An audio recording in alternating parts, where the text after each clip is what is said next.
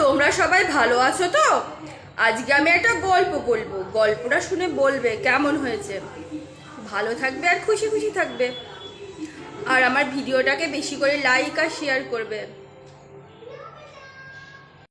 গল্পের নাম দুর্ভাগা নন্দ। বারাণসীর রাজা ছিলেন ব্রহ্মদৈত্য। বোধিসত্ত্ব ব্রহ্মদত্তের রাজত্বকালে এক জমিদারের ঘরে জন্মগ্রহণ করেন। জমিদারের এক আত্মীয় আর একজন জমিদারের ওই সময় এক পুত্র হয়। এই জমিদারটি ছিলেন বৃদ্ধ, কিন্তু তার স্ত্রী ছিলেন অল্প বয়সী। জমিদার মনে মনে ভাবলেন যে স্ত্রী অল্প বয়সী, পুত্রের বুদ্ধি সেভাবে হয়নি, তাই তার মৃত্যুর পর তার সম্পত্তি নয়ছয় হয়ে যেতে পারে। জমিদার ঠিক করলেন যে আমোদ আহ্লাদ করে সম্পত্তি বিভিন্নভাবে উপভোগ করে মজা করে ছেলের সম্পত্তি নষ্ট করতে পারে। সম্পত্তির সঠিক গতি হওয়া দরকার। এইসব ভেবে জমিদার তার টাকা পয়সা গহনা একটা পুঁটলিতে বাঁধলেন। জমিদারের এক চাকর ছিল, তার নাম ছিল নন্দ। নন্দকে ডেকে বৃদ্ধ বললেন, যাও এগুলো নিয়ে গভীর বনে গিয়ে এক গাছের নিচে পুঁতে রাখো। এরপর তিনি নন্দকে বললেন, আমার মৃত্যুর পর আমার ছেলে বড় হওয়ার আগে এই বন যেন বিক্রি না হয়ে যায়। এই জায়গাটা ভালো করে দেখে রাখো। আমার ছেলে বড় হলে জায়গাটা দেখিয়ে দিও। নন্দ জমিদারকে বললেন, আপনি চিন্তা করবেন না, আমি আপনার নির্দেশ মতো কাজ করব। এর কিছুদিন পর মৃত্যু হলো বৃদ্ধর। ক্রমে ক্রমে বৃদ্ধর পুত্র বড় হতে থাকে। ছেলে সাবালক হলে জমিদার পত্নী ছেলেকে বলেন, তোমার বাবার সব ধন সম্পত্তি বনের মধ্যে পোতা আছে। আমাদের ভৃত্য নন্দ জানে ওগুলো কোথায় আছে। নন্দকে বনে নিয়ে গিয়ে সেই সব সম্পত্তি উদ্ধার করো। এরপর মনের সুখে জীবন অতিবাহিত করো। মায়ের কথা মতো জমিদার পুত্র নন্দকে ডেকে বলল, নন্দ মামা, আমার বাবার সব সম্পত্তি কোথায় রাখা আছে তা তুমি জানো? আমাকে সেই বনে নিয়ে চলো, আমরা গিয়ে সব সম্পত্তি উদ্ধার করব।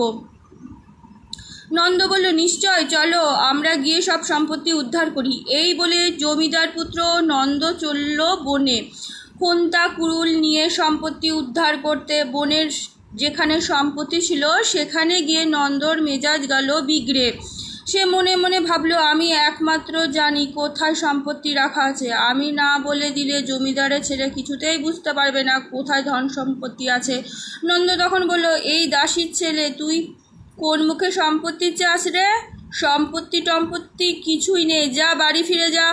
নন্দর অদ্ভুত আচরণে হতবাক হয়ে জমিদার পুত্র যাই হোক কাউকে কিছু না বলে সে নন্দকে নিয়ে বাড়ি ফিরে আসে। বাড়িতে এসে নন্দ আবার স্বাভাবিক আগের মতোই সুন্দরভাবে সে সকলের সঙ্গে ব্যবহার করতে থাকে। জমিদার পুত্র একদিন নন্দকে আবার বলল, মামা, সম্পত্তি বনের মধ্যে কোথায় আছে দেখিয়ে দেবে তো? নন্দ বলল, ওসব নিয়ে চিন্তা করো না বাবা, তোমাকে আমি বনে নিয়ে গিয়ে সব দেখিয়ে দেব। নিশ্চিন্ত হয়ে জমিদার পুত্র নন্দ আবার একদিন জমিদার পুত্রকে নিয়ে হাজির হয় বনে। আগে সব দেখিয়ে দেওয়ার প্রতিশ্রুতি দিলেও নির্দিষ্ট জায়গায় গিয়ে আবার সেই জমিদার পুত্রের সঙ্গে অত্যন্ত বাজে আচরণ করতে থাকে। জমিদার পুত্র বুঝতে পারে না ব্যাপারটা কি ঘটছে। বাড়িতে নন্দ মামা ভালো মানুষ, বনের এই নির্দিষ্ট জায়গাতে এসে হঠাৎ সে এত বাজে আচরণ করছে কেন? জমিদারের ছেলে প্রথমে বুঝতে পারে না তার কি করা দরকার। অনেক চিন্তা ভাবনা করে তার মনে পড়ল পাশের গ্রামের জমিদারের কথা।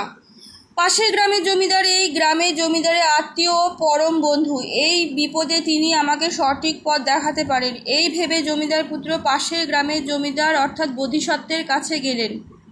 বোধিসত্ত্ব সব শুনে বললেন, দেখো বাবা, বনে যে জায়গাটিতে গিয়ে তোমার নন্দমামা গালাগালি দিতে শুরু করছে, তার মেজাজ বিগড়ে যায়, সেই জায়গায় তোমার বাবা ধন সম্পত্তি লুকানো আছে। চিন্তার কোনো কারণ নেই, তুমি তোমার নন্দমামাকে নিয়ে আবার সেখানে যাও। জমিদার পুত্র বোধিসত্ত্বকে ধন্যবাদ জানিয়ে নন্দকে নিয়ে গেল বনের সেই স্থানে। নন্দ যাবার সময় জমিদার পুত্রের সঙ্গে ভালোভাবে আচরণ করলে বনের নির্দিষ্ট জায়গায় গিয়ে জমিদার পুত্রকে গালমন্দ দিতে শুরু করলো।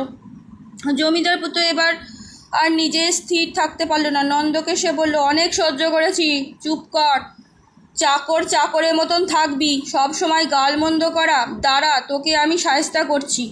এই বলে জমিদারের ছেলে মাটি কোপাতে থাকে কোদাল দিয়ে। কিছুক্ষণ মধ্যেই সে মাটি খুঁড়ে সে পেয়ে যায় বাবার সমস্ত ধনরত্ন। মনের আনন্দে সে ফিরে আসে বাড়িতে। জমিদার পুত্র এবার যায় বোধিসত্ত্বের কাছে। বোধিসত্ত্বের উপদেশ মতো সে সব ধন সম্পত্তির সদ্ব্যবহার করে, বিভিন্ন রকম প্রজা কল্যাণমূলক কাজও করে। জমিদার পুত্র তার দিন কাটে সুখে শান্তিতে, আর নন্দ বিশ্বস্ত সেবকের মতন সেবা করতে থাকে জমিদার পুত্রের। আজকের মতন গল্প এইটুকুনি। কেমন লাগলো জানাবে, ভালো থাকবে আর খুশি খুশি থাকবে।